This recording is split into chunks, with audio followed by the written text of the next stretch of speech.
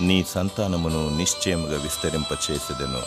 ఆదికాండము 22వ అధ్యాయము 17వ వచనము.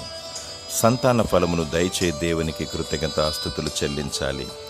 ఆయన సంతానము కలగజేసి విస్తరింపచేయును, ఫలింపచేయును, వర్ధిల్లచేయును, అభివృద్ధి కలగచేయును. సంతానము లేనివారు దేవునికి మొరపెట్టాలి. ఆయన మొరను ఆలకించును. వాగ్దానమిచ్చిన దేవుడు మాట తప్పడు. నీ హృదయవాంఛను తీర్చును. తరతరాలు దీవెనకరముగా ఉండులాగన ఆశీర్వదించును. మనుషుల దయలో దేవుని దయలు వర్ధిల్ల చేయును. నీ బిడ్డల కొరకు ప్రార్థించు. వారిని క్రమముగా పెంచు. భక్తిని భయమును వారిలో పెట్టాలి. బహుగా ఆశీర్వదించబడతారు. నీ సంతానాన్ని తరతరాలుగా దీవించి ఆశీర్వదించి వర్ధిల్ల చేయునుగాక. ఆమేన్.